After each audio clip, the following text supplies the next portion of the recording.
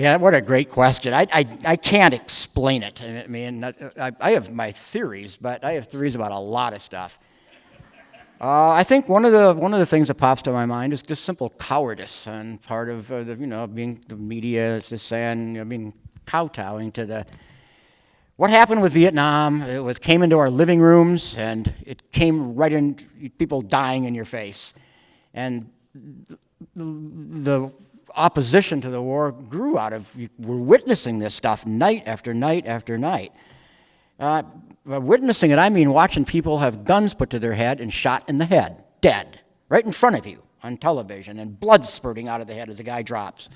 Those of you who watched, the famous photograph I'm talking about, well, it was also not just a photograph, it was a film. And you multiply that by the imagery coming in, it gets harder and harder to be bellicose in support of a war when you're watching it right in front of you. I call it Ajaxing a war. You get a war and you sprinkle on the Comet or the Ajax and you clean it up by not letting us look at it. And I had alluded to this earlier when I was talking about looking at a person's body. It seems to me a dishonor and a disgrace not to be able to look at these things. So I can't explain it exactly. I've got a suspicion as to what caused it, but I'm a writer and not a politician. I know I don't like it, and if we're going to send people off to war and we don't want to look at their war and watch it, there's something wrong with us, not with them. There's something wrong with us saying, you can go off and kill people and die, but I'm not going to look at it. There's something wrong with that, especially if you're, in favor of that war, whatever war it might be. I remember sitting at a foxhole in Vietnam. This was, near the end of my tour, and talking to a group of us were talking, and a subject kind of like this came up, that the My Lai massacre. I don't know if you guys even know about this, but it was a big event back then when a year before I got to Vietnam, about 105 American soldiers were helicoptered into a village, which happened to be a village that a year later, knew intimately. Went there, 30 times. But a year before, these 105 Americans killed anywhere from 520 to 360 babies and teenagers and old ladies, old men. And they took a lunch break and they killed some more. And then they took another break and then they killed some more. Not a single shot was fired against them. Not a single shot. Nothing. A couple of weapons were found hidden in this village. Old kind of World War II vintage weapons, but they just killed. And they killed and they killed. They did it in all kinds of ways. They scalped people, they machine gunned them, they killed them with hand grenades, they dumped them into wells, they took them into a ditch and just gunned them down. Not everybody took part in this massacre, but a whole bunch of guys did. And they all admitted it. There's no disputing the facts. They didn't say this didn't happen. Once the story broke, they admitted it. And on film, you can watch them admit it. Some of them defend what they did, saying, well, we didn't know who our friends were and who our enemies were, and we lost a lot of people, and this village was a VC village. But to tell me that a 6-year-old kid is a VC, give me a break. I've got a 6-year-old kid. He doesn't know what, politics are, much less what, he has no idea. So the story broke while I was in Vietnam, and this was our AO. And so my battalion was ordered to go into this ville and pull security while reporters came over, and there was a big commission called the Peers Commission that came over to investigate the massacre. And we were talking about this, how suddenly all these reporters were interested in our little portion of Vietnam because of this massacre. And then as soon as the Peers Commission was gone, they just evaporated. So as much as the Vietnam War was covered more than it is now, it still wasn't, we didn't have reporters living with us on all those ambushes night after night and all those mean little patrols, recording everything. They did their best. You can't have an army. You need 500,000 journalists to do it well, so you couldn't do it that well. But it was still struck us as a kind of irony that here we are, all this publicity and the glare of this terrible event, and then it vanishes and it's back to this nasty little daily war in which we are engaged. It's a great question. Hi. Earlier today, you spoke on films like Apocalypse Now, and you talked about the obvious falsehoods in those films, in those depictions. I was wondering, what is the difference between your story truth and their truths, and when does a story about Vietnam become untrue? Well, I had a hard time hearing that. Could you hear that? Could you repeat that?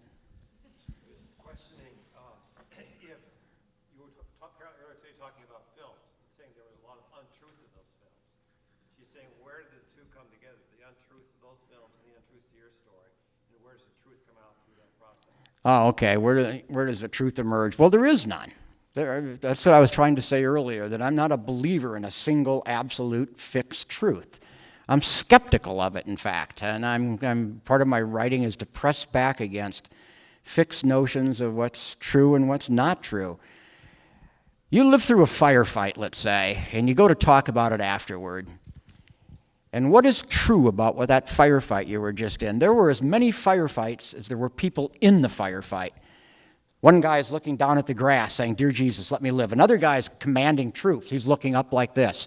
Somebody else, like myself, is an RTO on the radio calling for gunship support. And my memory is of that whoever's talking to me through that headset. Somebody back in some safe place, telling me, lay off the request for artillery. And I'm thinking, man, we're getting killed here. I'm not laying off. That's my memory. Then you got a guy shot in a rice paddy, writhing around. And what's his memory? What's his truth? It's of pain and am I going to die? And thoughts of his mom and maybe his daughter back home.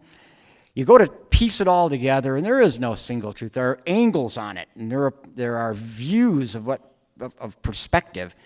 That same firefight looked at by the colonel up in his helicopter flying over us, nice and safe up there.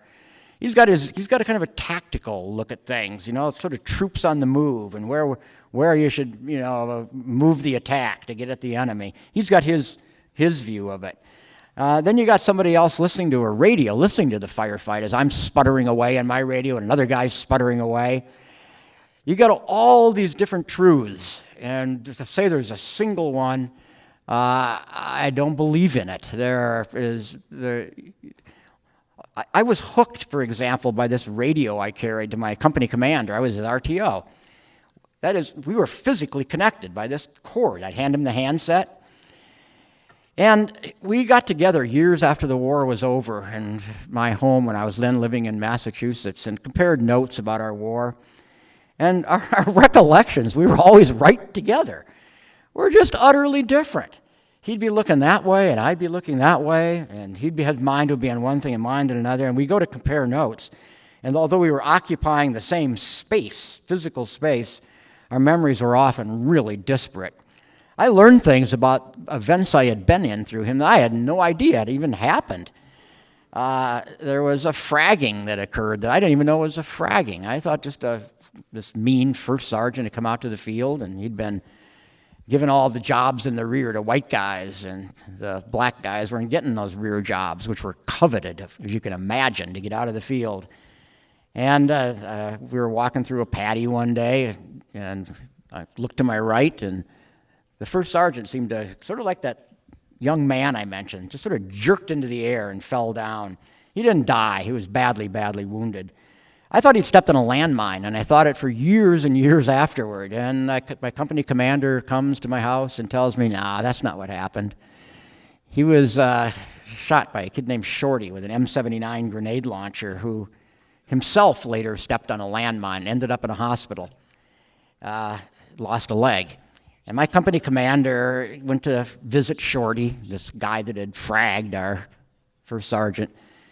And Shorty started crying and just admitted what he'd done. Said, "I did it, sir." And there he's lying with one leg.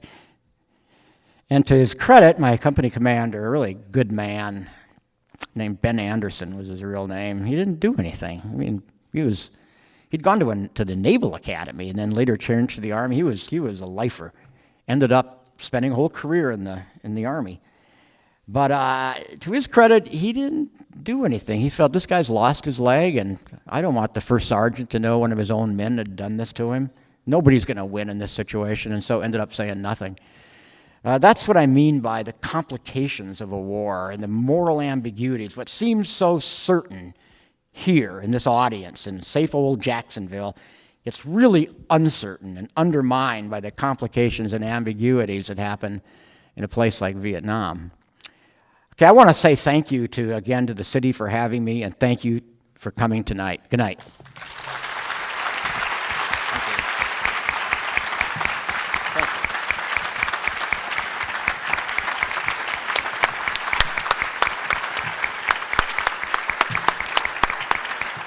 Again, thank you, Tim, for sharing your wonderful stories and having been one who lived through those tumultuous times. I remember all too well those times.